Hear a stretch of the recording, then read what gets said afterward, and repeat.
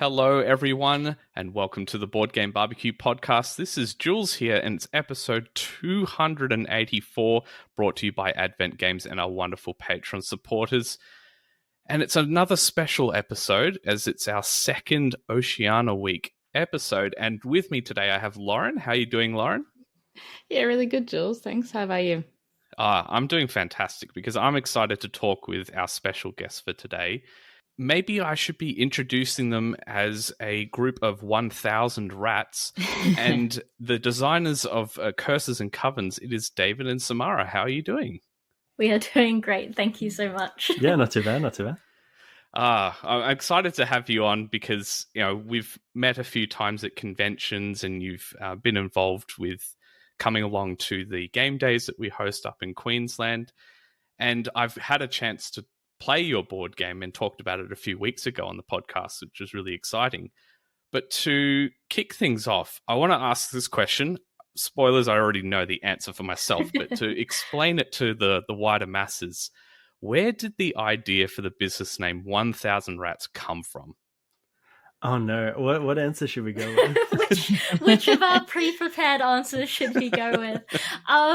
I think we just really like the idea of, the concept of the Rat King. If it's a cryptid, it comes from a bunch of rats come together, their tails tangle together for warmth, and then they become this sort of hive mind. And it's kind of this principle of, a bunch of different people with similar interests coming together as one and eating garbage. And that's sort of our philosophy for our business and our life. Yeah, that's fantastic. I remember you also adding, one of the times I spoke with you, Samara, is it's also just kind of funny to have an email sign off from 1,000 rats. Exactly. Sincerely, 1,000 rats. Yes. Especially the professional emails where I'm like messaging a distributor or something and finishing the email. Yeah. Warm regards. Yes. I love that silliness. It's fantastic. Yeah. Look, how about we also, I know that, game design is a big part of what you're doing nowadays, but there's also a lot of other stuff you do. So before we dive too deep into the board games, what other things do you do in your lives? What are other special interests you have and other things going on? Do you want to go first? I'm kind of a board game pizza. I'm the entire pizza is board games. So for me, there isn't much else going on. I work at a board game shop. I make board games. My whole world is filled with board games. I'm a bit the same. I'm a bit the same, to be honest, at this point in time. So unrelatable. My pizza's a bit more varied. Couple interesting toppings on there. I have another business that kind of borrows the name. So that is Rat King Co. And I do, little earrings and things that I make out of glass. And then I've also got, little meeples and things that tend to be pretty popular with the board gaming crowd. And then I also teach over at UQ. So that's really fulfilling work. It means a lot to me. Yeah. And specifically, from my understanding, you're in the science area with teaching? Yes, absolutely. So science, biology, chemistry, all that good stuff. Yeah, fantastic. That's what I studied at university, so close to my heart as well. Oh, excellent. All right. So in talking about the board games, obviously, David, you said that's the whole pie right now, the whole pizza. Yeah. Curses and Covens was sort of your first big foray and your dive into I guess publishing and getting a design out there. I'm sure there's a lot more we'll talk about in a few minutes' time as well. But where did the idea for Curses and Covens come from? It was kind of specifically for pitching to Kickstarter. Going through Kickstarter, we wanted a card game that we could feasibly produce and something that we could set a low funding goal and it be realistic. And then the Curses and Covens, Samara does all the artwork. Yes. She's very talented, but one of the things she loves to draw are witches. And so we had all these witch artwork. Just little doodles that I had lying around, and sort of David pasted them all together into a prototype, and it kind of evolved from there. It evolved a lot at the start. originally it was strictly competitive. Everyone was working against each other. And then we slowly built in more roll cards. We played it a lot with the Mafia Club, which we were both involved with at that time. Yep. And so it has a lot of sort of social deduction. Those hidden roll game elements. Yeah. Yeah, we had a lot of different cards that sort of came and went. I think we had like a Tattletale type card in there, and yeah, all sorts of things. Because we met at the Mafia Club, so cool. Yeah, it's so we met there at uni, and then we both became execs, and we were really close to the club, and so it's also kind of the first game that we got to playtest with our friends, and that probably informed a lot of the way that the game evolved, because these are people who are there every week, probably twice a week sometimes, just playing hidden role games, just wanting to play hidden role games. Yeah, wow, that's really interesting. Yeah, so how much of the design and the way it evolved came from those playtests? Because I've listened to a lot about, for example, Blood on the Clock Tower and how they kind of came up with wacky and weird ideas to inject into the game. How much of it was you guys just kind of mulling around at home going, oh, what about that? What about that? Versus kind of organically within the playtesting context? Definitely at the start, there were a lot of ideas that we sort of just like took and we put into the game, and we built out this whole game. And then definitely there's a long period of refining, like looking at individual cards and go, how much does this really need to be in the game? How much does it add? What can we do if we took it out? And we took out most of the cards, to be honest. We went through and we tried to refine the deck down as much as we could, so that it gives a really consistent experience. And so the theme around witches, you mentioned that you've had a bunch of doodles lying around, and it's something that you're attracted to. Is there a story behind that, Samara, or is it just something you've always loved? I think it's something that I just gravitate towards. Little girls, like when they're playing on their own, everybody had like some form of this in their life where they played a game that was just potions. I'm just mixing together a bunch of whatever I can find, and it's a potion now. And I think it's something that I think appeals to the core nature of people around the world, and especially women, just being like, we are witches actually, and we're here. We have special powers, and we're going to come get you. The thing that people are all afraid of is all women are secretly witches. So, no, I just enjoy drawing pointy hats. Yeah, there's nothing deeper to it than that. No, that's fantastic. So we've talked a bunch about Curses and Covens. As I've mentioned before, a few episodes back, I went into depth into my experience in playing with it. But for those who haven't listened to the episode, David, do you want to give a quick synopsis about what the game is? We've already hinted at social deduction elements.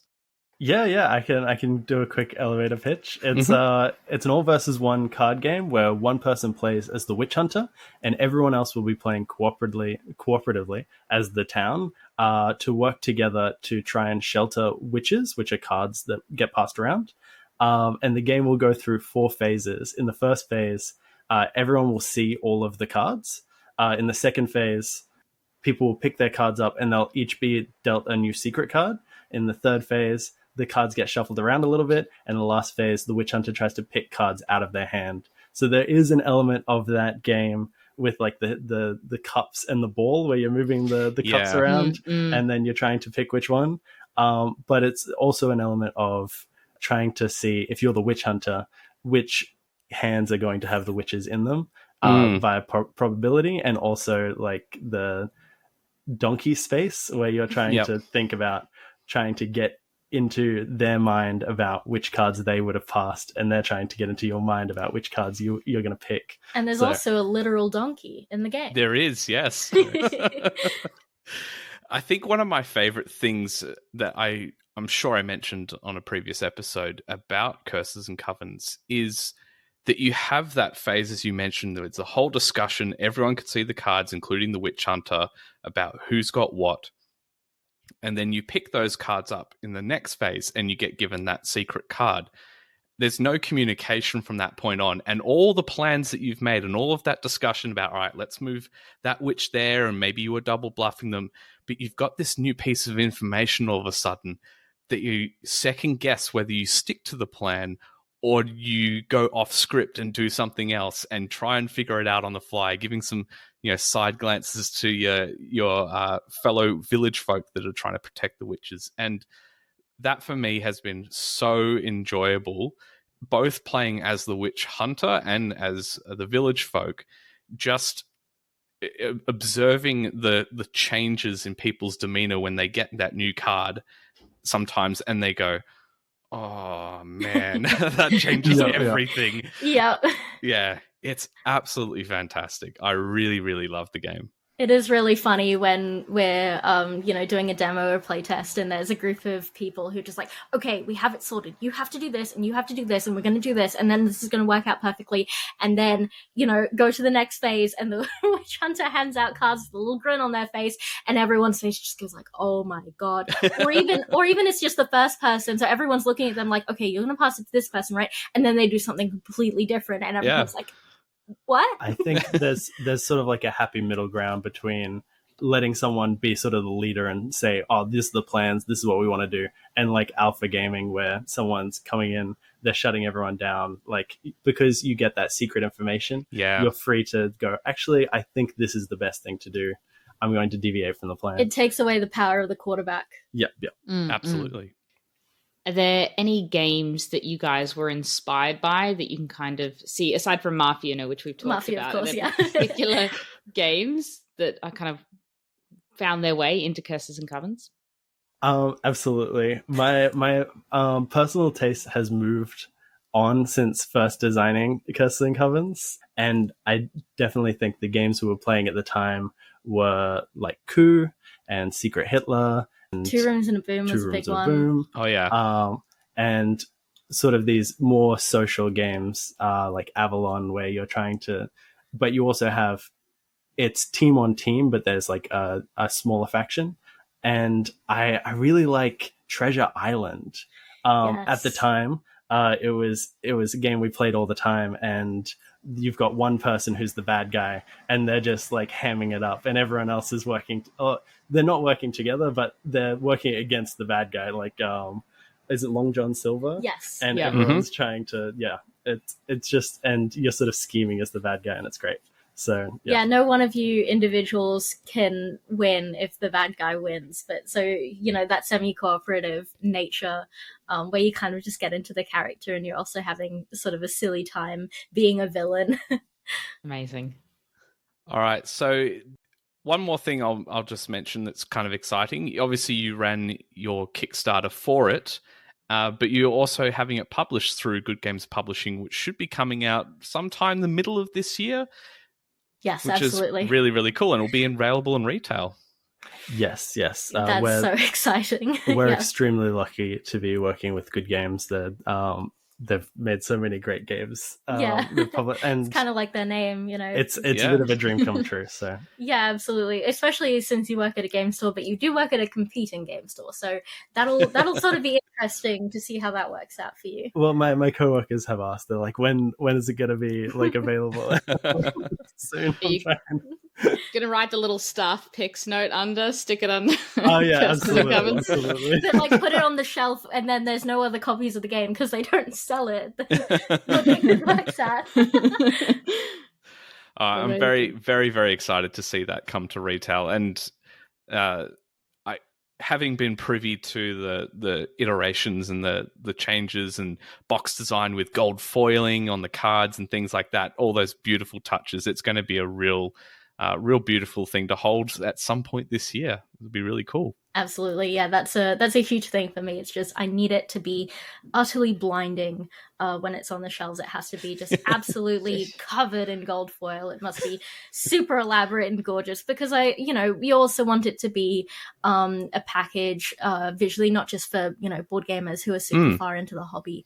But hopefully it's also something that people who are interested in tarot or witches or something can pick up, and maybe it'll be their first foray into the board gaming hobby space. And then we can, convert them and subsume them into our our little collective 1001 here, rats. you know. Yes, exactly. They can become a member of the rat army. Fantastic. Yeah, amazing. I definitely see that tarot influence in the design, and I've got a few tarot decks myself because of tabletop RPGs that use tarot decks for skill checks, and that the kind of character of those, it really kind of bleeds into the game, and it's really, really rich. I really love that part of it. So kind of kudos to you for the artwork. I think it's absolutely incredible. Yeah, I was sort of informed by the idea of, like, I don't know which came first, but it's just we should have tarot-sized cards and have this game feel sort of really luxurious as well as just being a good time. And then, you know, that led back to the visual design, and, you know, it went back and forth like that. Yeah, very, very cool. All right, well, there's obviously other games that you No, two... what? Really? There are, believe it or not. And I want to touch on something that happened somewhat recently to you, David. I know that you submitted a game to the Cardboard Edison Awards and were nominated as a finalist. How did it feel to have that nomination? That I'm completely honored. I did not expect to place in the Cardboard Edison. I'm very happy to have just been a part of it. It's my first year submitting something, and I actually had a meeting with another designer the day of like the application's closing, and I was talking to him, and he's like, you should do it. You should enter it in. So I ran home and I like did the video really quickly because I already had the prototype. I just and it's just worth it, just putting it out there, seeing what people think. And from what I've heard in other designers posting their feedback on Facebook, it was so close. The competition was incredibly close. My score wasn't much higher than anyone else's score. It's just wow. I'm incredibly lucky and honored. Yeah. Do you want to tell us a little bit about that game? It's a trick-taking game. It's just got a little twist. You play 2 cards to the trick, and then the value of the cards and the suit of the cards add together to so the suits are in primary colors, so you'll add them together to make primary colors or secondary colors. There's also a clear suit, so that doesn't change the suit, but you can put 2 clears together to make the trump suit. So there's 7 suits, and then the cards go from 0 to 6, so you can add them together to play to different places on a board, and you're trying to score the largest contiguous area or 2 largest contiguous areas. And so it is a trick-taking game, but a lot of the strategy comes from the hand management at the start of the turn, trying to figure out what you're going to play and if you can play them in sequence. Yeah. Man, that sounds great. Yeah. I want to play that. It's called Chroma. Chroma, yeah. It's just a prototype. I don't see it. I've gone and watched all the other finalists, and they're so inspiring. They were really impressive. They're definitely like a cut above. I don't know. So I'm just really happy to be a finalist. It's great. Yeah. Oh, that's fantastic. No, it when I watched the video, I thought it was a really clever design and very, very cool. So I hope that it all goes well, even if you don't take the dub, but hopefully that, it goes on and you can put that out into publication as well. Sounds really, really cool. It does. Thank you. Is that kind of, you mentioned before that your tastes have skewed away a bit from the social deduction side of things. Are you more into kind of pure card games, trick taking? Is that kind of where you've landed now? Not quite. I do like a few trick taking games, but I feel like I'm not in the genre where people like have the really cool Japanese trick taking games. I've only got a Fox in the Forest or The Crew, that type of thing. So definitely in the hobby side of trick taking games, but I haven't played that many. I do really like Cat in the Box, which I got to play, and it was like, it's brain melting, that game. Yes. That's the other thing.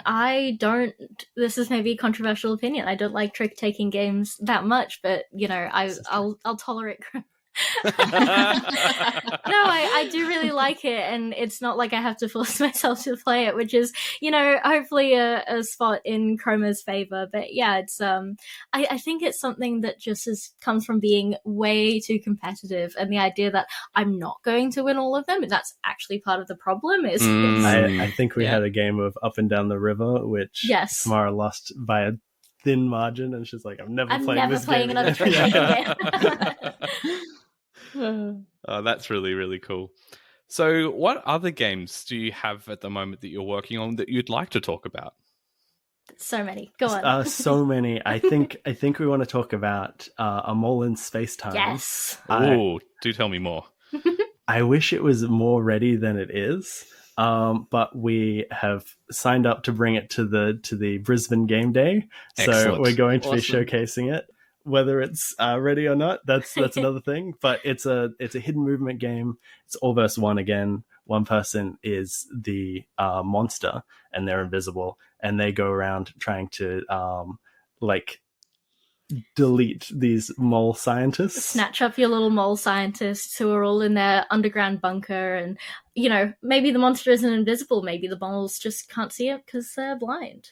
And everyone else is just scrambling to survive. Absolutely, yeah. You when the monster walks through certain spaces, they'll set off alarms, and so you can get a sense of where they might be, but alarms are also positioned in multiple spots on the board, and so you don't know necessarily which exact alarm has been triggered, and you can run around trying to switch them off, but also when you switch them off you run through the alarm, so you have a chance to run into the monster.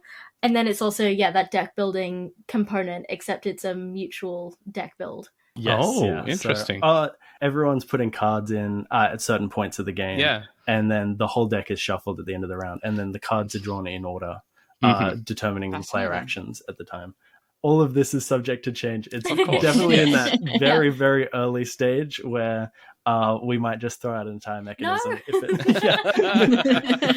if it doesn't work. So, that's really cool. You guys definitely seem to subscribe to the school of thought that themes in board games need to be weirder and more adventurous than they are. It's kind of the general trend that I'm getting.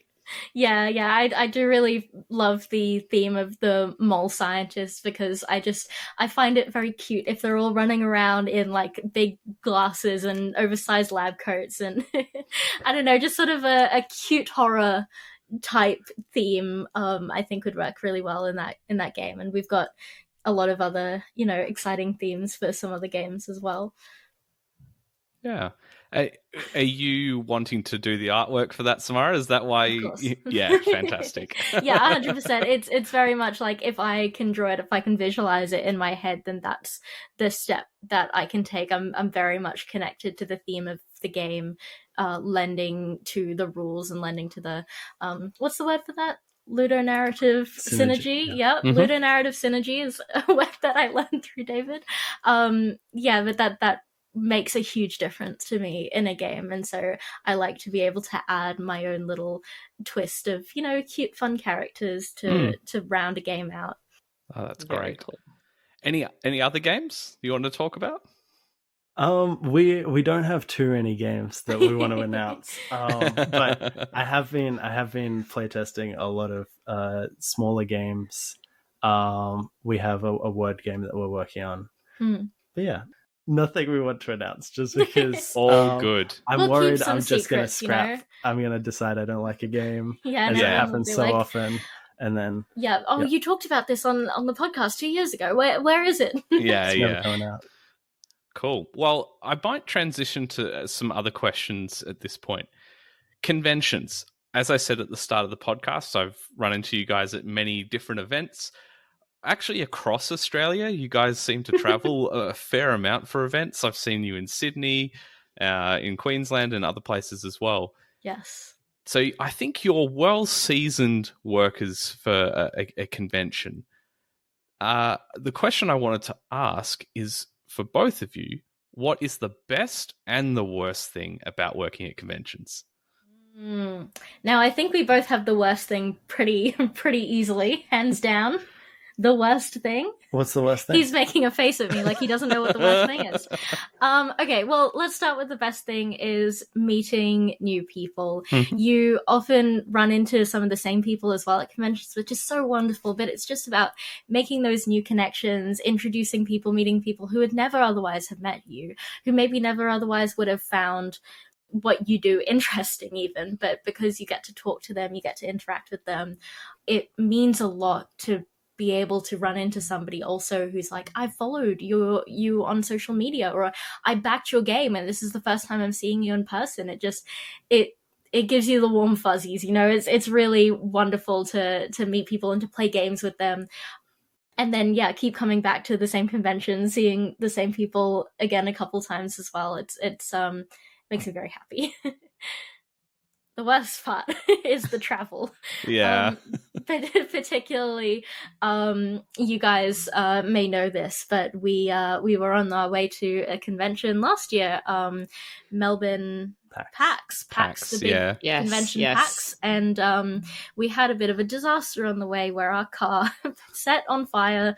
We lost all of our convention material, and it was so drastic. But then again, when we're talking about meeting people and, you know, creating those connections, so many people poured out with support saying, look, we're sorry that this happened, what can we do, can we send you some money, can we, you know, come support you at the convention, will you still be coming? And it let us, you know, pull through from that. We were able to actually go to the convention after all that happened. You know, we limped the rest of the way and we rocked up at the convention. We still were able to have an amazing time. And we didn't have a lot to sell, we didn't have a lot to show, but we were there for the people. And we were really fortunate. Of course. We had friends who lived like a couple hours away. Yeah. And we had my parents come through for us, lending us their car. And then we had a friend pick up the stuff that we had at a local shop. Home. Yeah. They cleared all their stock out, and then another friend who took it on a flight with him because he was coming to PAX. And it was just really lovely to have all of our friends sort of come out for us. I think the board game community is just such a beautiful community in that it's so close, and we can all come together and you know, the police officer who brought us to the to a nearby property because we were in the sun after the car burnt down. The police officer was into the hobby and she was telling us all about No way. She'd heard of us because it was just crazy. It was so surreal after everything that had happened, because it's like something out of a movie, and then, you know, we're in this cab with a police officer who's like, oh, you know, where were you going? Oh, I've actually heard of 1000 Rats. Crazy. Wow. So shout out to you. I admire you guys' strength in continuing to push on and come to PAX last year. That was truly remarkable. So well done to you guys. Thank you. Sorry. Thanks. Yeah. Definitely a lot of resilience. Also, to kind of Yes. glossing for people who hadn't heard that your car's set on fire, you kind of just glossed over that part of the story. We feel like we maybe talk about it too much because honestly, it's kind of a funny thing to spring on people now that we're past it and we sort of more or less got over it. It's sort of just like, yeah, our car caught on fire and became a blazing inferno. Anyway, how's your day? Yeah. Or people saw the Instagram story, Yes, and they would be Yes. like, "Oh, you're the guys whose car burnt down." We're like, "Yeah, We still that's get that us." sometimes, yeah.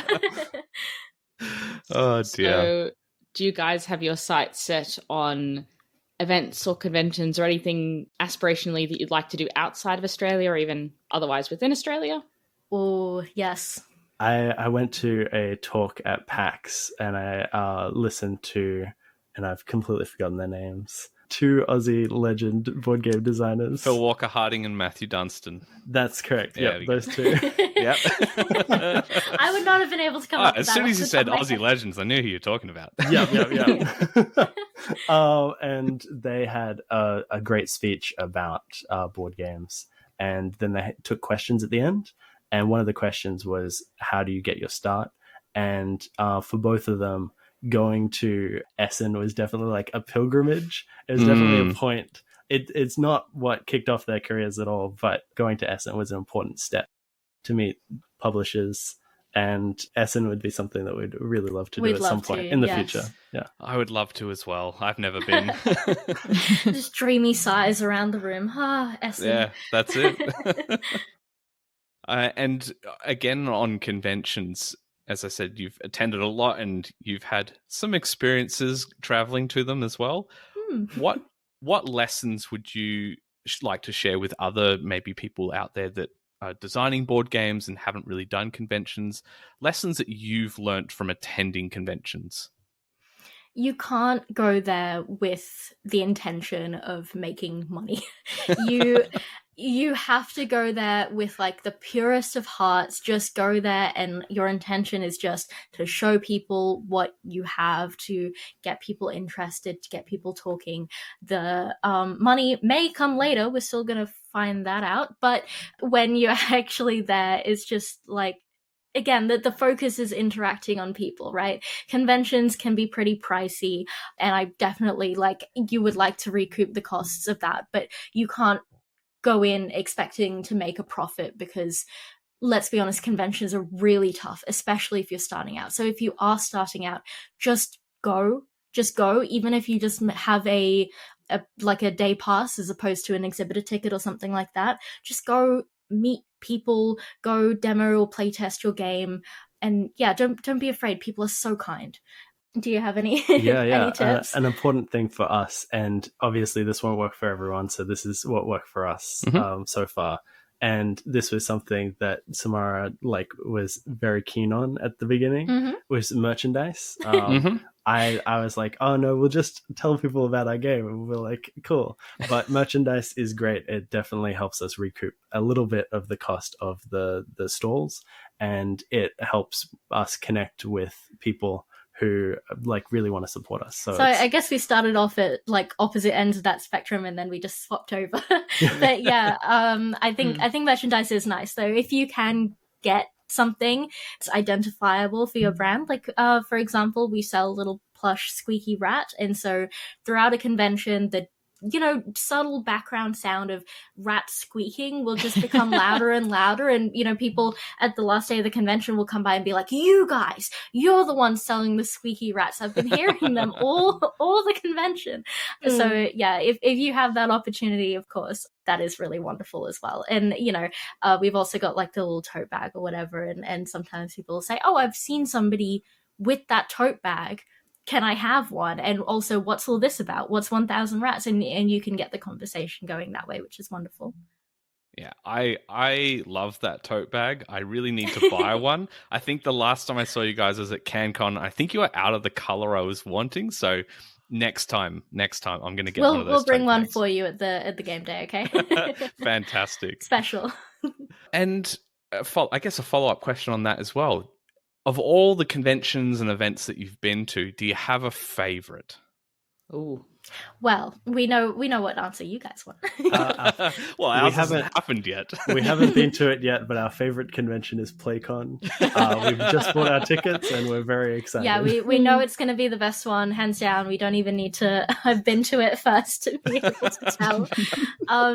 Well, I'd have to say PAX as well. It's so huge. If you want, there are, smaller, cozier conventions. I know a CanCon is really wonderful if you just want to get in with just the gamer types. But if you want to see a bit of everything and just have your 3 days in which the days are chock full and you'll never get to see everything, and you just that's PAX. I do really appreciate Tabletop Con as well. Yes. We went to the first ever Tabletop Con. We were one of I think 4 booths. And it was very small, but the connections we made, we just got to basically spend time with everyone there.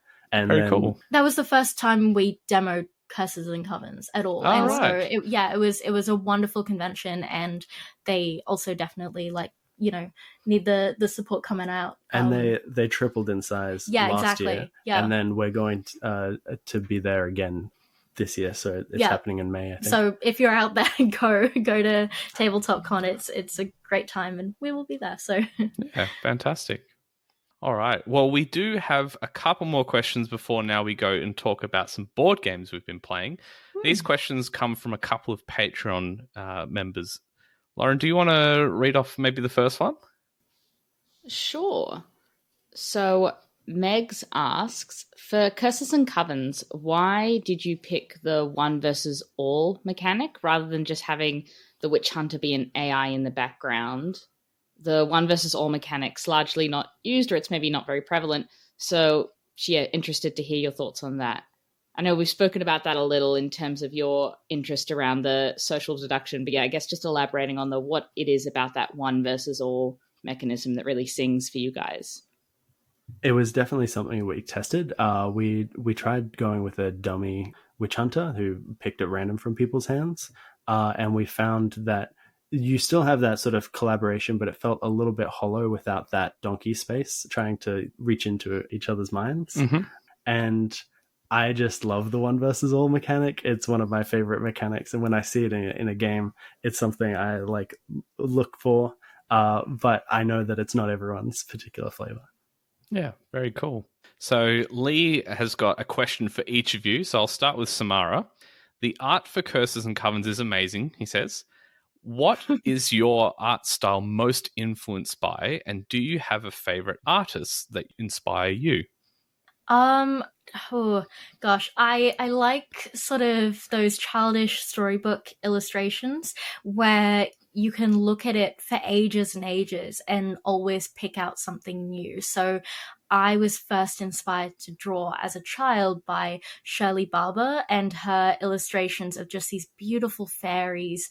And the illustrations, I would just pore over them for hours because you would always look closer and find there's little stories in the background. And, you know, what the characters are wearing tells you so much about them. And I think you can see that in Curses and Covens, where the characters, the way that they dress and the, you know, objects that they have around them inform so much about their character.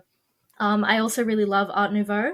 So you can see the backs of the cards, for example, the way that they are laid out with that tarot style is also very much inspired by Art Nouveau, that heavy symmetry and the like curls and swirls. I can't remember his name. I think it's like Monk or something like that, but yeah, just the biggest Art Nouveau guy. I have I think I backed even a Kickstarter of like a huge art book of his that's going to be coming my way. So it's full of all these mythological creatures, dragons nice. and things that I'm very excited to draw inspiration from. So yeah, those two big inspirations for me. Yeah, very cool. Very cool. And the question that he posed to you, David, was how many prototypes do you have in total and how many are you currently working on? So how many prototypes total?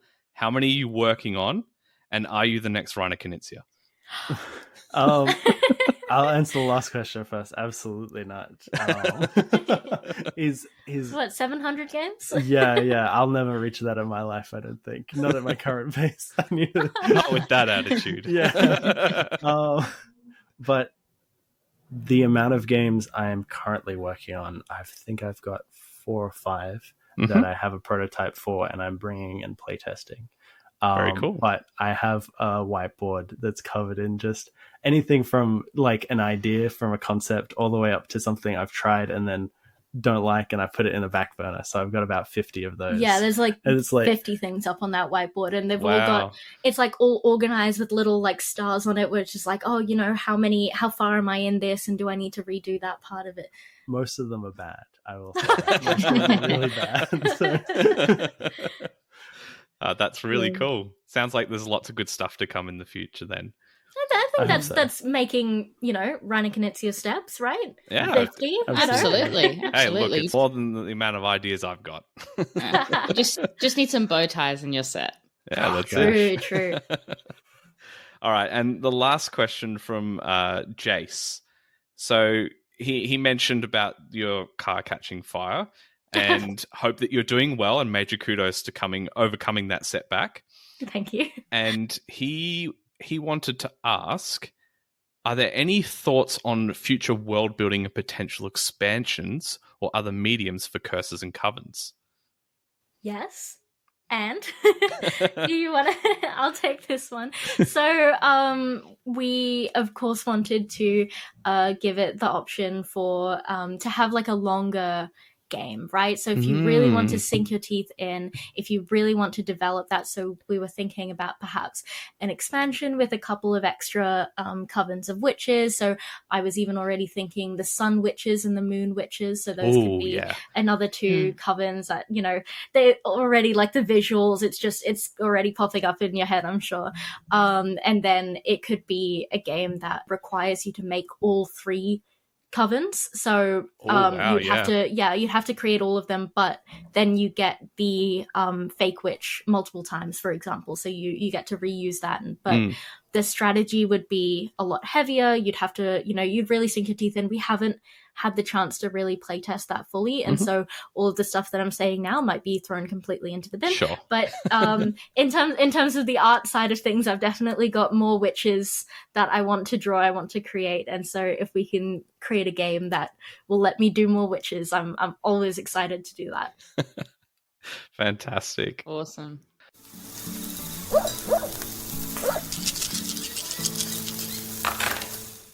Well, that's all the questions I guess we have relating to all the stuff you're doing. So let's jump and talk about some of the board games in general that we've been playing. And Lauren, you've got a couple I've been curious to hear about. Why don't we start with you?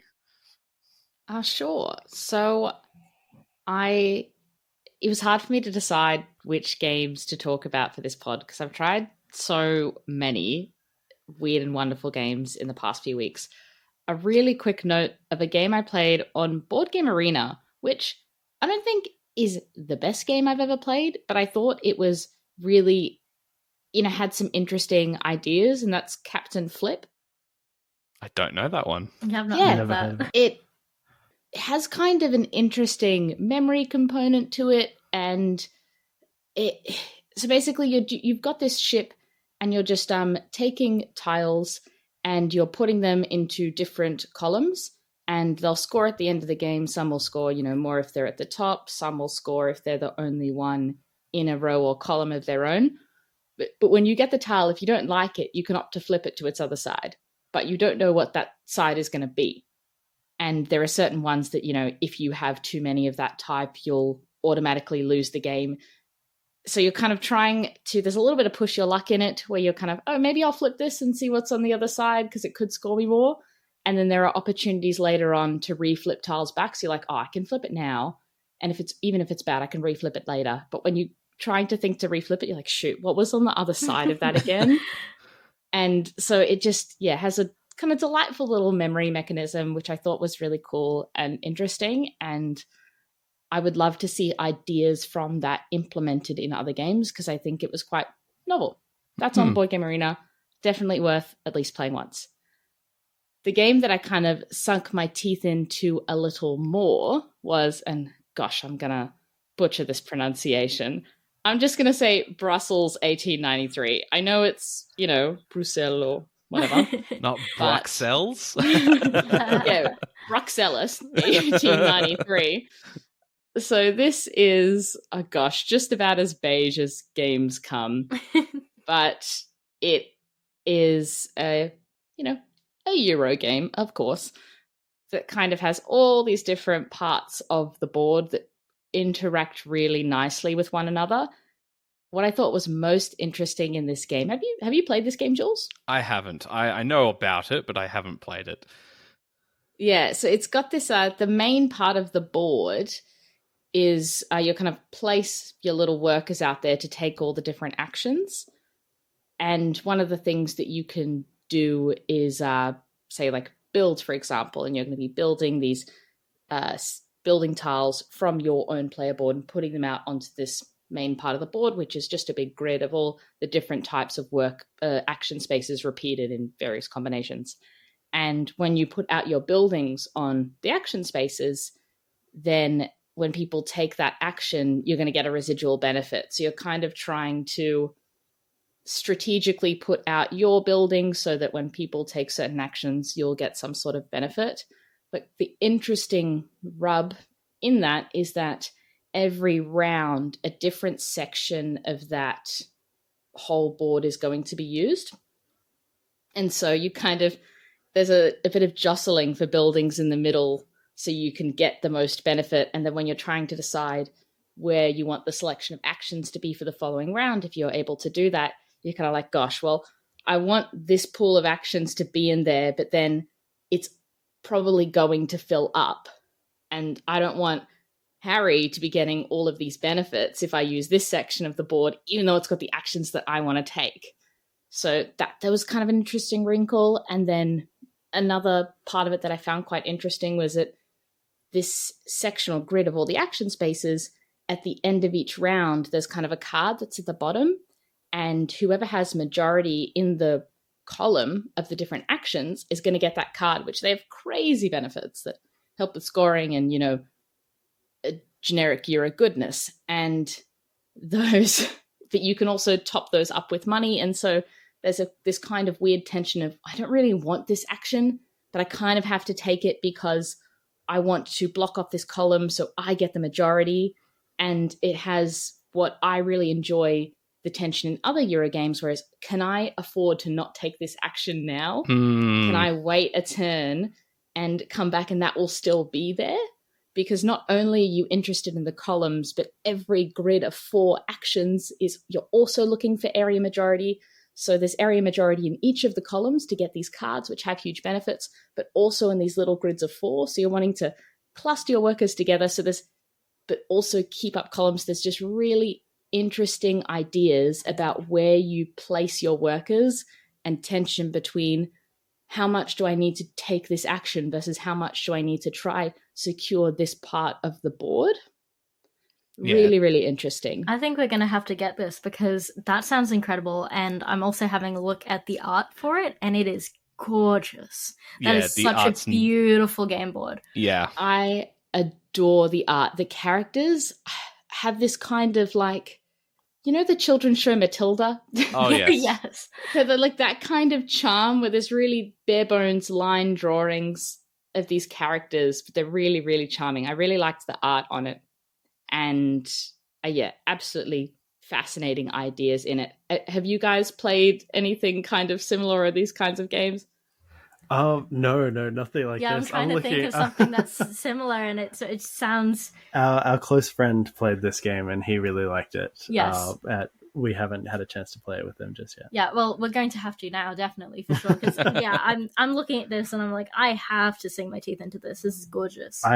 And it seems like you tuck the cards at some point. Yes, so when you take those cards for the majority, you can either take them for their immediate benefit, or on your player board, you can tuck them to add as multipliers for the different things you can do. So there's lots of interesting decisions kind of all peppered throughout. The other thing which is really cool, which is these people, the cards that you can acquire in front of you, and you can acquire as many of those as you want, but you have to be able to pay them at the end of the game. And so there's kind of a little bit of a dance with your own hubris of how many of these can I take that I'm sure that I'm going to be able to pay off at the end, because they'll have these crazy abilities, which you could use as once off. Or if you decide to keep them to pay them at the end, you're able to tap them. And then if you're able to refresh them, do them all again. Oh. And so there is this track that you can go up, which the higher you go up, it lets you tap or refresh more cards at the same time. Sorry, tap more cards at the same time. So you can get 5 or 6 cards and just tap, tap, tap, tap, tap as an anytime action on your turn and just get these crazy. Some of them are just straight points, like very, very powerful. So yeah, lots of, without getting into the weeds, more of the different mechanisms in the game, just lots of really interesting ideas that I think integrate well together and I hadn't quite seen, and kind of gave me a feel of more classic Euros, if that makes sense. Mm-hmm. Where it's just there feels like there's more tension. There feels like there is a little more tightness, and the tightness isn't so much about sequencing of actions. Like, I have to do this, then to do this, then to do this, then to do that. It's more, do I have to do this right now? Or can I afford to do it later? Is this person going to take this thing from me? That part of the Euro, which, super great. So that's Brussels 1893. Very cool. Yeah, I saw this being played a few game days ago, and seeing it set up on the table, it looked gorgeous and something I really do want to try, but I I don't know who owns a copy, so I'll have to do a bit Sarah of scouting. owns a copy. Yeah, there you go. It was Sarah playing it. I didn't know if it was her copy though, so there we go. I might talk about a Euro that I've played since the last time on the podcast, and it's on theme for the guests that we have here as well, and that's called Rats of Wistar. Ooh. So in this game, you're playing as hyper-intelligent rats that have escaped a lab, and you're building a new utopia. So that's the story of our lives then. Yes. Yeah, beautiful. Well, what they didn't ask for those rights. That's trademark. Where's our paycheck? The artwork in this game is absolutely gorgeous. It's so charming. It's absolutely beautiful. I really enjoyed the game. It's very point salad. There's a bit of set collection. There's exploration through a house. You're trying to uncover different things as you explore a house. There's sort of you're lifting off pieces from your board so you can house more rats. There's lots of different things. I won't go into the weeds of all the mechanics. It's very Euro. There's a lot of different things. It's got an interesting wheel that spins every round, which changes the actions that you'll be able to take with different benefits that are printed on the board. And the resources in this game are really tight, like really, really tight. It's so hard to get your resources, and you've got to be so careful with how you spend them to be able to do everything that you want to. And it has a huge deck of cards, which you'll be taking those cards out of the deck, and there's a bit of set collection with those as well. And once you get enough of those, you'll meet objectives, and you can buy hero rats, which add multipliers to different things you're trying to score. It didn't do anything particularly innovative in the game, but it just worked well, and the theme really shone. Like, it's just really, really cool looking. So I had a good time playing Rats of Wistar. I've just had a look at the little meeples that come with the game. Yes. That is delightful. Yeah. That's just too good. We're going to have to steal those for something because that's adorable. Yeah, it is.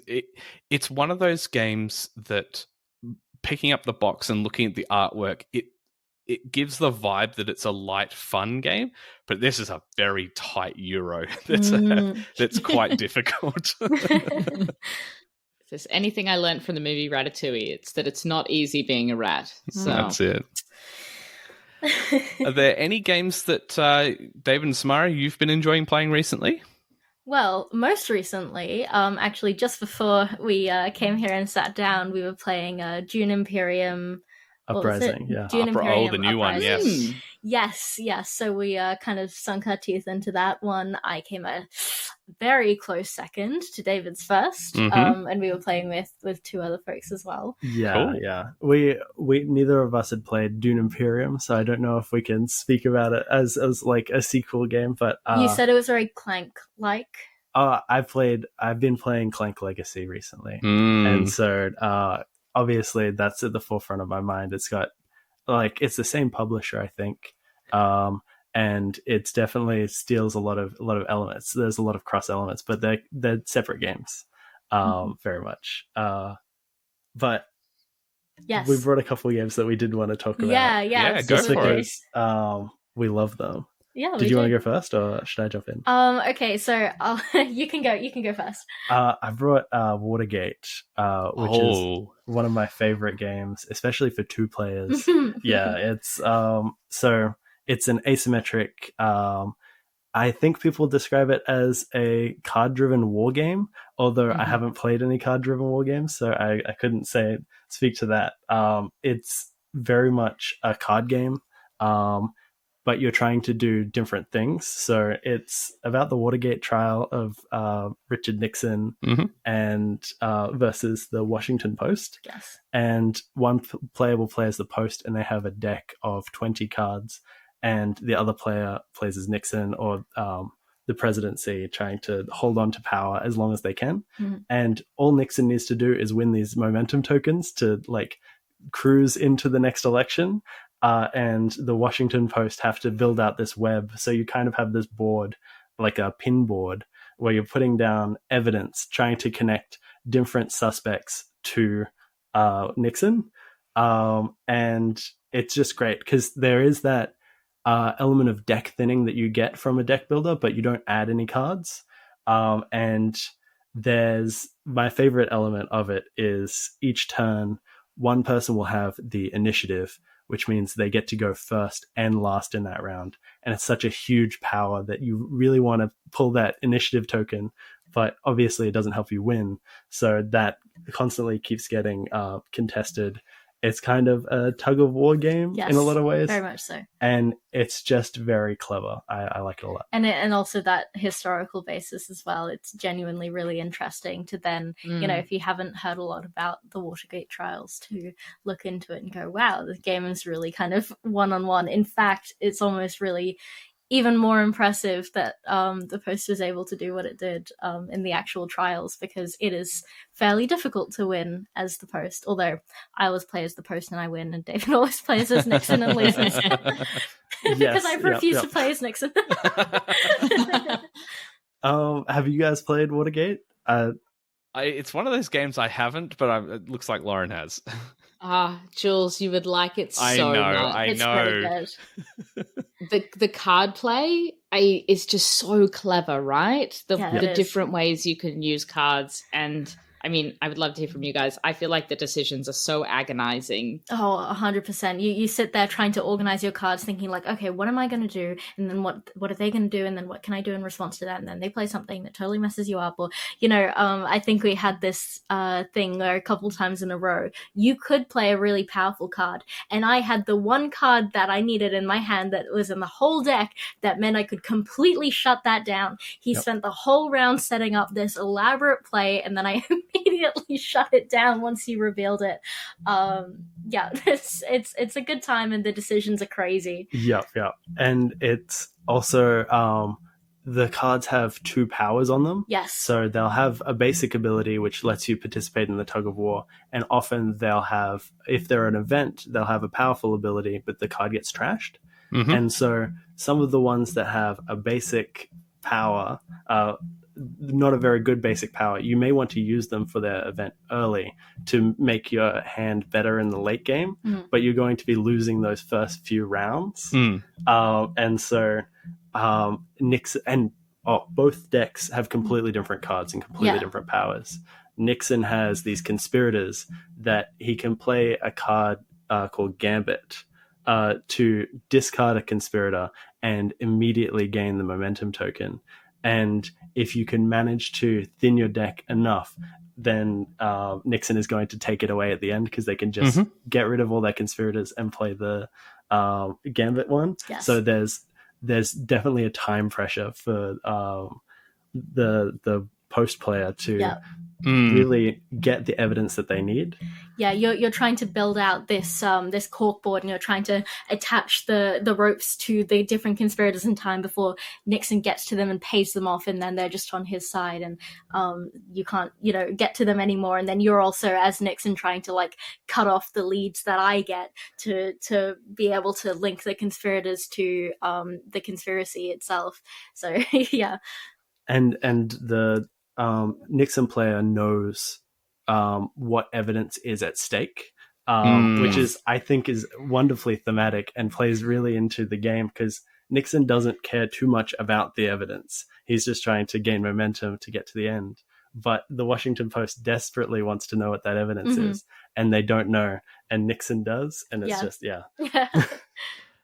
this sounds like a game that I love. I would love to play, because I enjoy the mind games. I enjoy the tactics in a lot of games. So it's one of those I just haven't got around to, but it sounds like I really need to try and get that played. You have to. You really have to. Is there another game you guys wanted to mention and talk about? Yeah. So my one sort of that I'm bringing to the pod today is King's Dilemma. Oh yes, okay. Yeah, we're kind of on the far side of just like super crunchy. It's a legacy game, so we're playing it with just a couple of our friends, and I'm gonna be honest, a big part of playing it is also us all sitting around, and getting comfy and having a little tray of snacks, and we always have some grapes in there so we can really feel like a king, and and then sitting down and just getting really into these incredibly interesting moral dilemmas, and as you build out this kingdom, this story, every player is sort of like a house or a faction that also controls a small amount of territory on this larger map. And then across this map, you have these different stories playing out within your kingdom. And each full round, like each game, essentially, because it's a legacy, is a different king. But you are sort of his advisors, and, you know, you have power over your particular regions, and also, you know, your crop production and your mercenaries that you can provide to the army.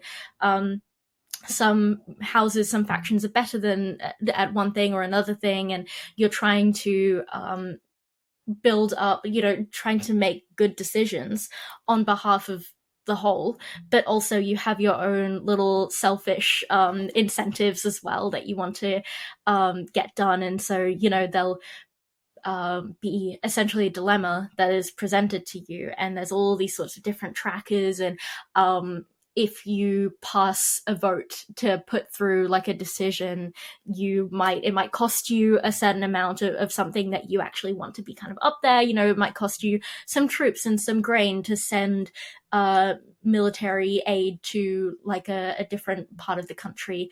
And maybe you want to hold on to that wealth, and it's kind of this really interesting debate, and thinking like, I know I want to do the right thing, but this is just a game, and I could really win this round if I was just a little bit more selfish and just thought about myself over everybody else.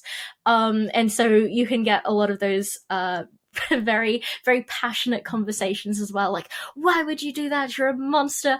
But at the end of the day, it's just sort of really fun to sit around with a group of your friends, sort of hemming and hawing over this fantasy world in which, you know, we're thinking about sending you know, some spelunkers to a cave that might have some ancient hidden treasure, and actually it turns out that it's a curse. And, you know, I'm not going to obviously like go too Spoilers. far in. Yeah. I'm worried we're only 4 games in. Yes. And generally the box says the game goes for an hour, but in our experience, we really get into the meat of the dilemmas, and we spend hours debating. Oh, we chew over them for a long time. It takes the whole night. Snacks. Yeah, yeah, but it's like, even if, you know, I were to spoil a story, like, which I won't, but there's so many different directions it goes so fast.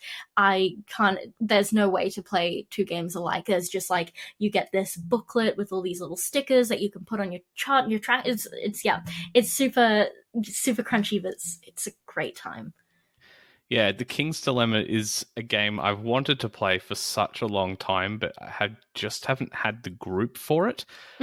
And then when I thought, when I was gesturing to herself, that's the group. yeah, that's it. Maybe we need to make that happen. But then there was a time in Melbourne where I was like, okay, I have a group. I just want to wait for it to go on sale. And then they launched the Kickstarter for The Queen's Dilemma. I was like, oh, well, maybe I'll get that later instead. And so I end up not having either game and have not played it yet. So, well, the other thing is, did you guys back The Queen's Dilemma? No, we have not. Oh, no. We have not. We'll see if we ever finish The King's Dilemma, just because we've played 4, but it's been a year. Oh god! Yeah. No, like you're calling me out. I really want to play it again, and it's just it is really tough to get a group of adults in the same room together at the same time to play a game for a couple hours. But yeah, the other thing about King's Dilemma is that when you have it on your board game shelf, the view that's staring out at you is a king with his hand in his head, so disappointed in you that you haven't played the game in so long. Just really lends to the whole atmosphere. Yeah, absolutely.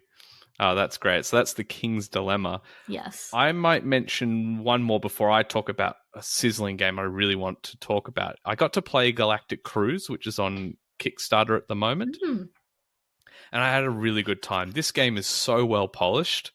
It's kind of ridiculous. And for those that have had a passing glance at the game, it feels so much like those heavy Vital Lacerda games where you're building out ships, you're putting these different sections in a rocket ship. I think one of mine had like a disco room, ice cream parlor, and a family festival or something in it, which is so wild. And then you take them on these spaceship journeys through to different planets. It's a very fun, evocative, silly theme in a way.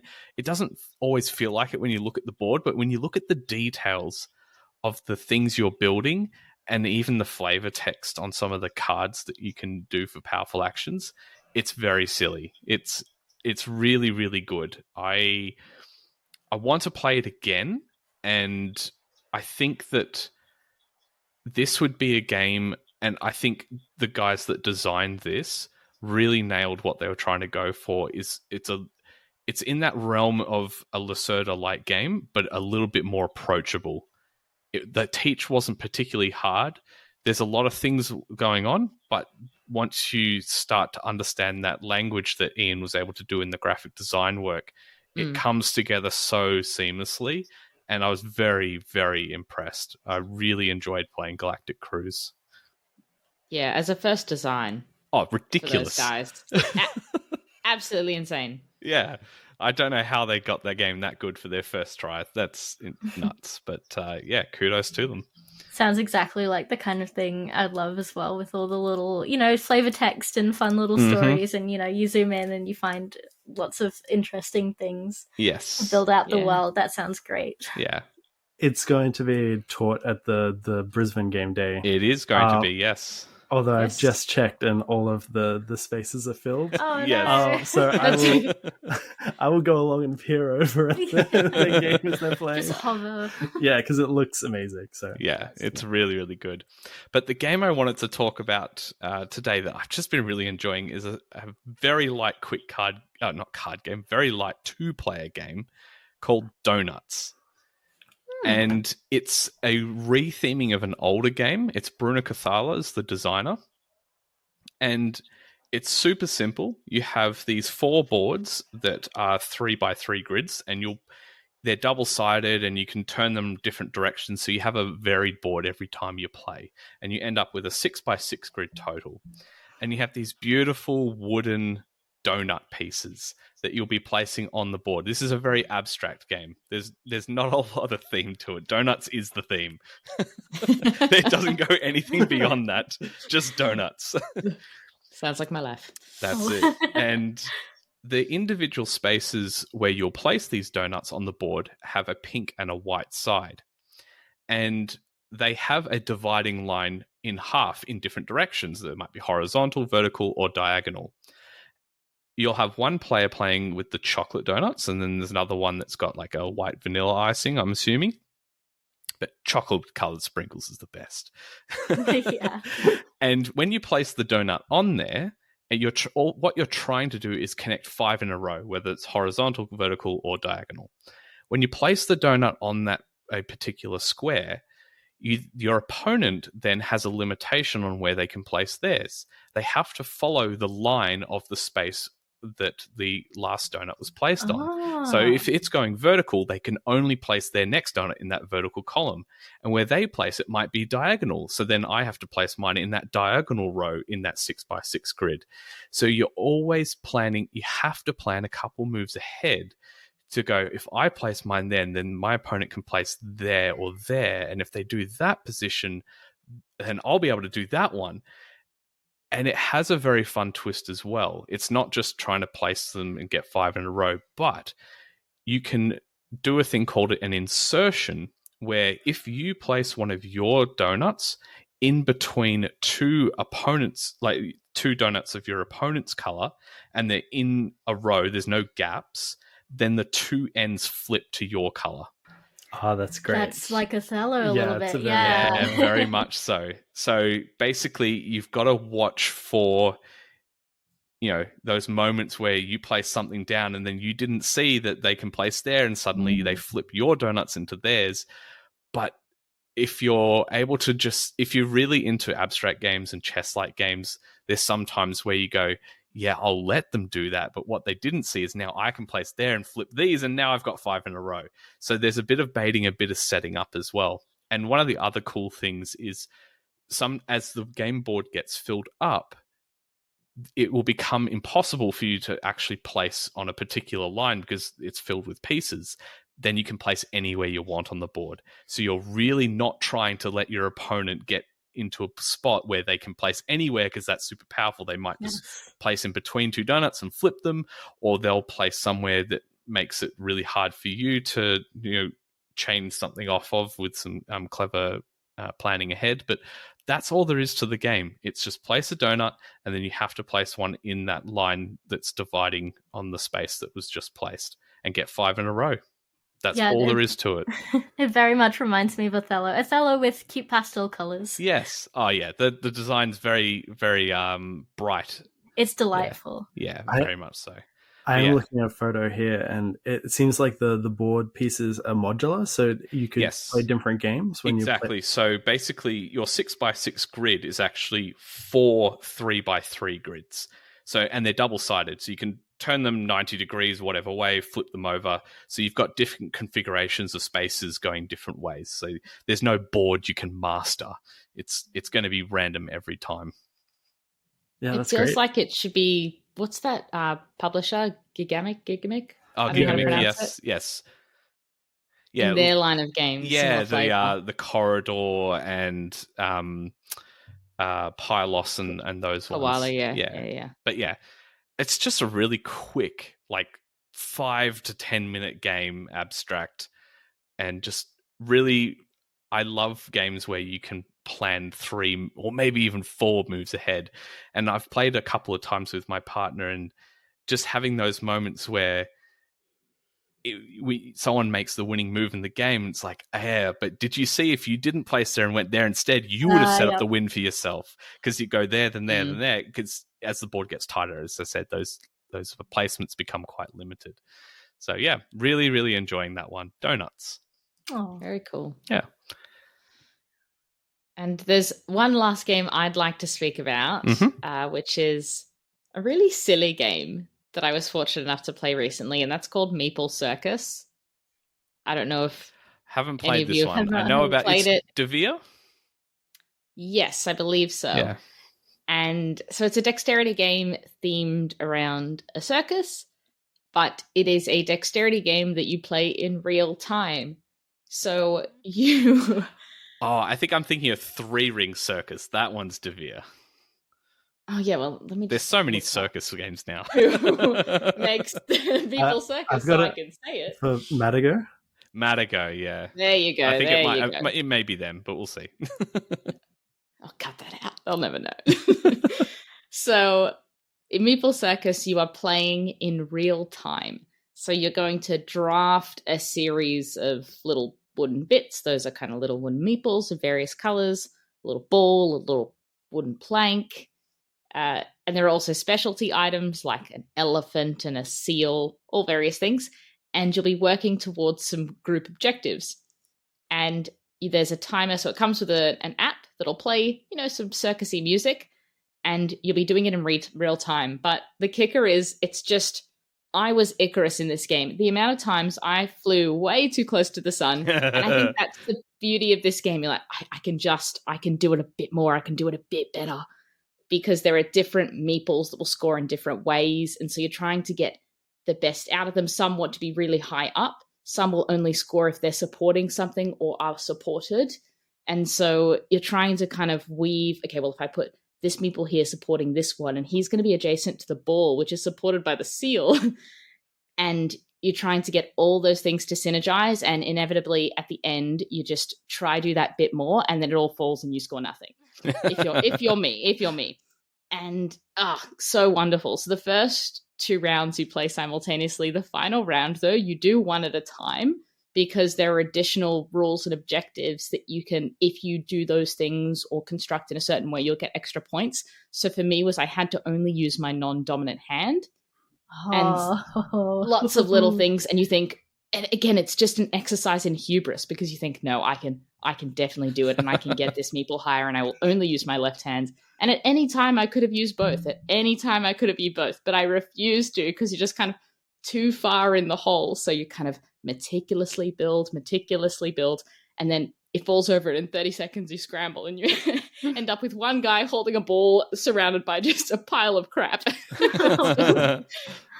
So yeah, I was very charmed by it. It's definitely, I say this about a lot of games, but I really felt like it was more than the sum of its parts. I just really enjoyed it as a exercise in dexterity games that was just a bit weird and different, because it wasn't about precision. It was about doing things which, if you look at the photos of the goals, are really stinking hard to do. To have a meeple on its head, supported not on its feet, on its head, supporting something else. Like That's it's crazy. Oh, so yeah, Meeple Circus. Really, if you can get a copy of it, worth a try. We've just found a photo of somebody with a pile of meeples strewn about, hanging their head, looking very disappointed. So that should be on the box. That's the game. Oh, very good. You know that game you've been wanting for a long, long time? The one that's been on your wish list for ages? Yeah, that one. The one you've been adding to your cart and taking off again, umming and ahhing about whether you should get it or not? Well, I'm here to push you over the edge and say go to adventgames.com and add that to your cart right now. I bet you that Dean has a great price on it. He's got great customer service, flat rate shipping, and there's so many other goodies to explore on the website. Wonderful categories all organised to pick the exact game that's right for you and the group that you play with. So head over now, don't hesitate, to adventgames.com.au and add that game to your cart now. All right, well, with all that talk of games, I think we're ready to move on to the next section of the podcast, which is our question of the pod. But before I do that, a couple of news and announcements.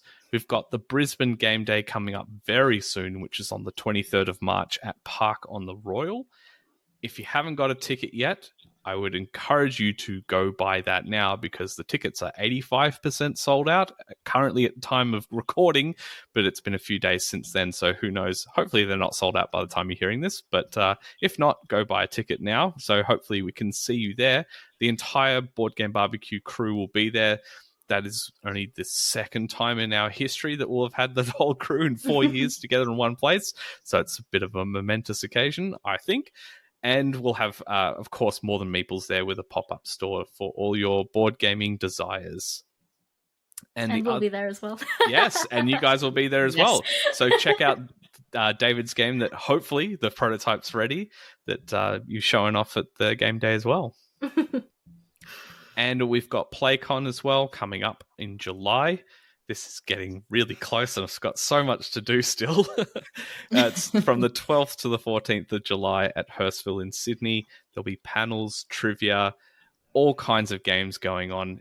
So if you want to come along to that event, go to play-con.com and grab your tickets there. All right, so the question of the pod, a recap for last week. The question last week was, what is your favorite mass market game and why? Before we read out a couple of responses, I'll jump in and share a thought I had. For me, I think, not necessarily, I'm not saying it's my favorite because it's the best game in mass market, but it's one I have so many memories playing, staying up all night with friends, just having irresponsible amounts of junk food, and just playing Risk. I have so many fond memories playing Risk, and just the back and the forth and the arguments, and just I enjoy those times and have really happy memories doing that. So I think that's probably my favorite for nostalgia reasons. No, yeah, what about you guys? Any mass market games that you grew up playing, really love? Oh, David's kind of got an answer for mass market game, but it's kind of cheating a bit. I thought about it. My answer is a bit of a cop-out, but I've been really getting into chess. Chess is great. Have you heard of it, chess? It's the most sold board game. It's definitely the board game I sell the most at my job. People love chess, and it's bigger now than I think it's ever been. It's very popular, and I've just been... One of the big problems with chess is playing against people with your skill level. Yeah. And I been playing online, so that sort of evens that out a little bit. So Get the right elo. Yes. And I'm not very good at chess, but it is fun to learn. There's a lot of stuff to learn about chess when you jump in. So I've just been having a lot of fun recently. Yeah. Some of the stuff that those chess grandmasters can do, it just never ceases to amaze me. The kind of what you can achieve memorizing boards, playing people blindfolded. Yeah, it's a fascinating game. It's a fascinating game. Yeah, and I also wanted to go back to what you said about Risk, because it's like a game that maybe, mass market game that maybe isn't the best game, but it means so much to you just because of the amazing memories that you've had. Cluedo is that one for me, right? It's just so much fun. Yeah. Especially when you play with sort of, your house rules, and you can kind of barter for information and do silly things like that. It isn't the best game, looking back on it as an adult who's played a lot more board games than just that and Monopoly. Yeah, there's better games out there, but it's been a great time, for my family board game nights so long ago when I didn't know that board games could be good. But yeah. Yeah. Fantastic. I will say as well, I got a lot of love for Blocus. Yeah. Yes. It's just a very, very solid game. And then obviously Rummy Cub as well, playing with my family. I said this to someone online. My parents had a kind of floral laundry delicates bag in Rummy Cub. It was just like a bag they had at home that had a zip, and it holds all the tiles, and no word of a lie, I thought every copy of Rummy Cub came with that laundry bag. I was like, what an odd component choice. No, just ours. And it was shameful how old I was before I realized that was in fact not the case. All right, but, so let's read out a couple of responses from the community. I've got Casey on Facebook said, Stratego. After 40 years, I'm still playing it. Stratego is a great classic game. And we've got Kerry that said, I love Scrabble and Boggle. Trivial Pursuit would also be up there, but I've replaced it by going to Pub Trivia instead. Boggle is fantastic. I don't see that on shelves anymore, though. But I just... the deafening sound of shaking it in that plastic container and then trying to make as many words as you can and spelling half of them wrong when you're a kid. But I love Boggle. That was so much fun. I've seen people repurpose it into dice rollers for D&D, because you can just kind of press down right. Oh, that's cool. That's cool. And we've got Big Nose on Discord said, my favorite mass market game is Horizons of Spirit Island, because it was in Target and USA retail. Come on.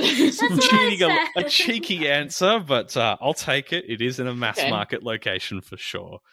I'm going to change my answer to Gloomhaven Jaws of the Lion then. Splendor? If I... Oh, dear. Do you want to read out the last couple, Lauren? Yeah, so we've got Chris says, I played Risk Europe last weekend with friends. It's fantastic. Unlike most Risk games, this one wraps up in 90 minutes and has a surprising amount of meaningful decisions.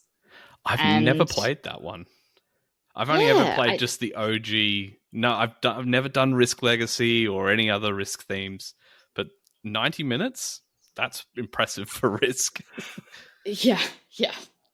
And I Board Games from Instagram says, Pictionary is a classic, and also Clue, Rummy Cub, and Rook.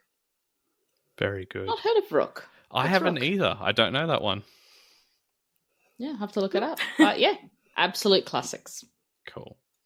All right, so time for a new question of the pod. So I do have an idea here for this question. Given we're talking to the creators of 1000 Rats and just how wonderful animals are, I want to ask the question of what board game has your favorite animals or your favorite animal theme? Ooh. There's so many out there. There's ones that cover real life. There's very whimsical ones. But what board game has your favorite animal theme? So the board game that has probably my favorite animal theme, or the one that comes to mind at this point for me, is Fit to Print.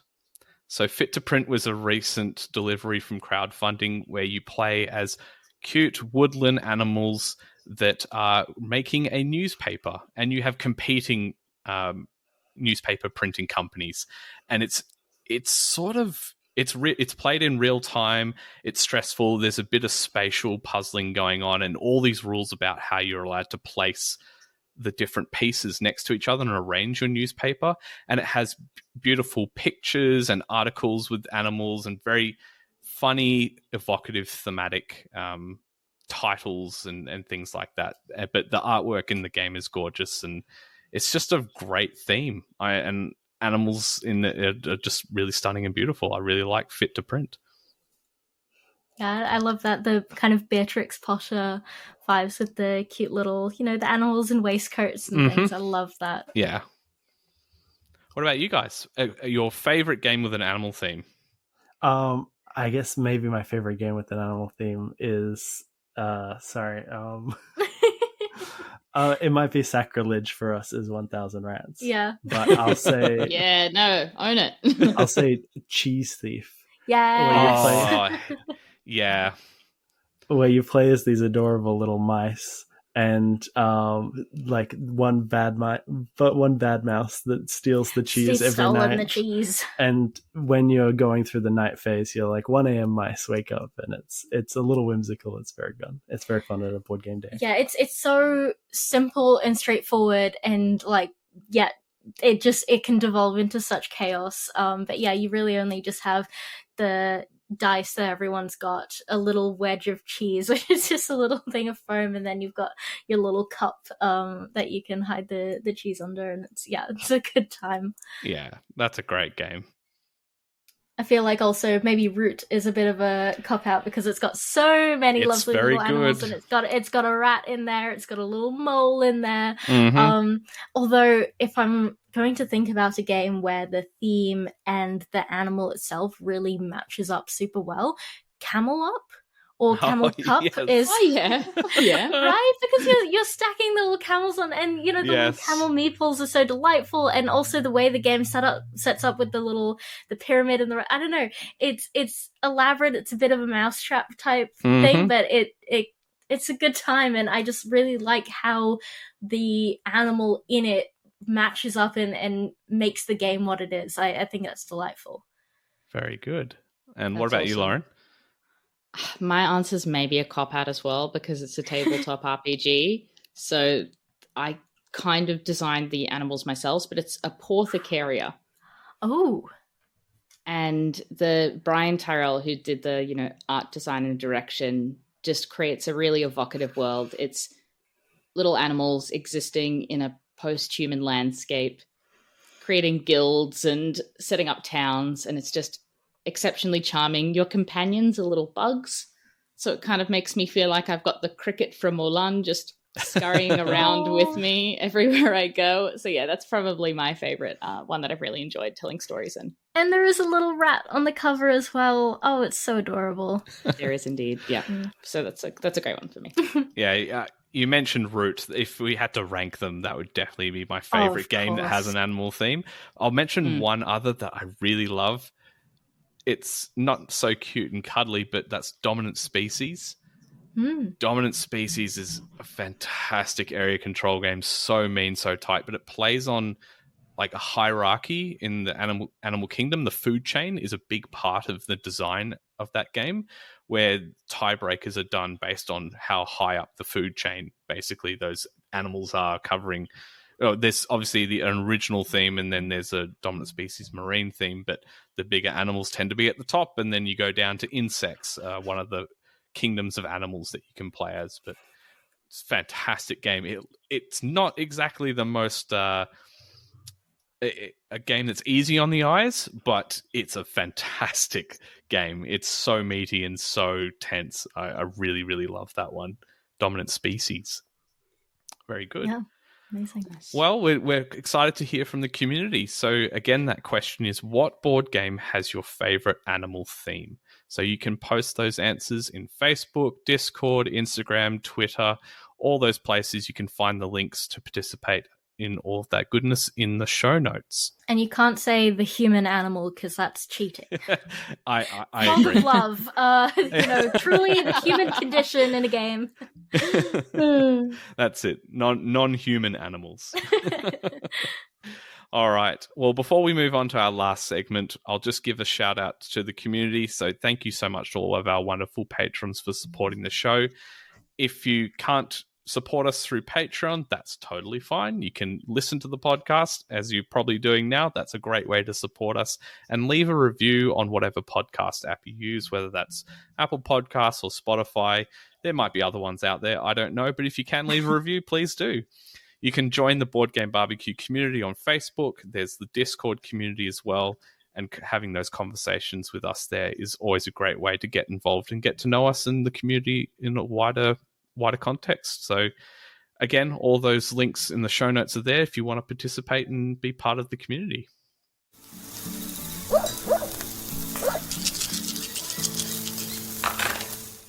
All right, and with that, we'll move on to Swear an Oath.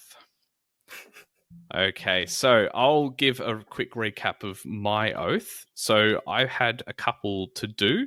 One is to continue my Cloudspire solo content, which I have been doing. I haven't finished it yet, but I want to continue that and get that finished at least by the time that they release the last bit of content that Chip Theory is going to do. I don't know when this year it will be, but that's my goal, to have that done by that period of time. And the other one is to play Mindbug, because last time I was on, we interviewed Richard Garfield, which that's one of his designs. I haven't got to play that yet, but I have read the rules, and I'm going to bring it up to Brisbane, so hopefully someone will play it with me. It's a really interesting... It's a single deck that's shared between players, so yeah, really, really interested in playing that one. Yeah, it's an interesting game. It's an interesting game. Yeah. If you've got no takers, I'd love to play it. It sounds good. Sounds so good, yeah. Very good. Well, we'll have to do that. But for my new oath, I have a game that I adore. Its predecessor is in my top 10, and I recently had delivered the sequel to this particular game that's currently taking up 2 Kallax cubes because it's quite large, and that is Black Rose Wars Rebirth. I love the original, and I'm very, very excited to play this version. I may not play with my copy, but I want to play the game. There is someone in Brisbane that has put up their hand that they'll bring their copy, so I don't need to use half the car space to bring mine, which is greatly appreciated. So I'm going to swear to play Black Rose Wars Rebirth by the time I'm on the podcast next. Now, Lauren, how did you go with your oaths? Well, my oath from the last pod, which was to play some of the games that I acquired at the board game auction, yes, which were Verdant and Joan of Arc, the Orleans Flip and Right. Played both of those. They were both quite pleasant. My previous carryover... Sorry, say that again.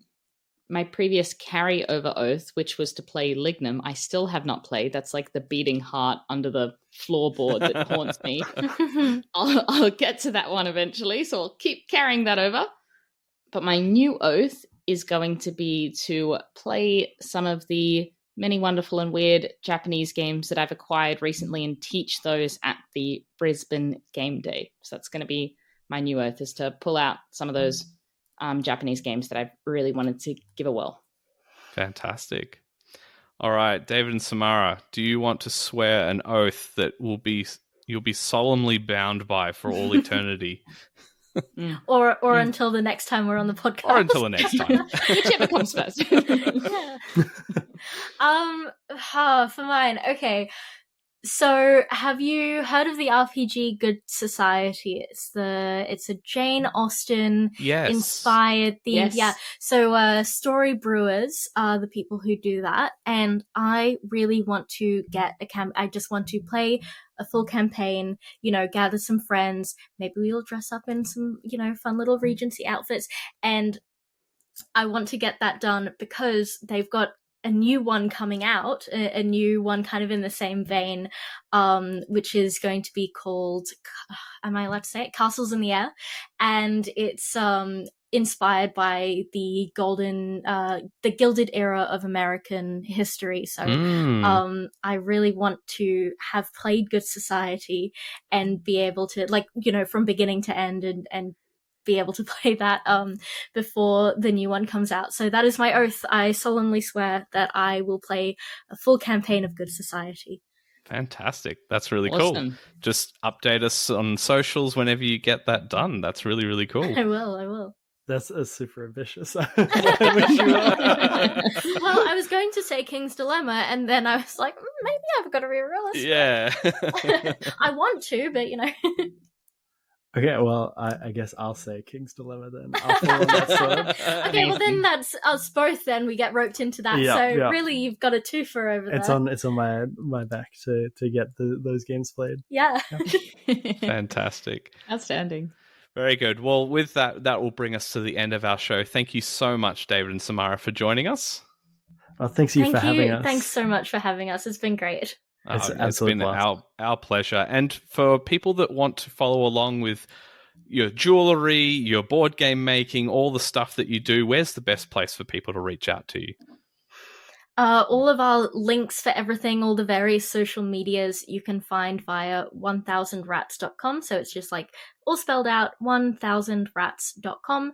And we're on pretty much any social media you can imagine. So just, find your way to us through that. It's the best place. Fantastic. And thank you, Lauren. Yeah, no, thanks so much, guys. It's been really great to chat and keen to hang out more when we see you in Brisbane. 100%. I think we've made some promises of some games already, so I'm excited. Fantastic. Well, thank you again, and we'll see you next week. Play more games. Bye for now. See ya. Bye.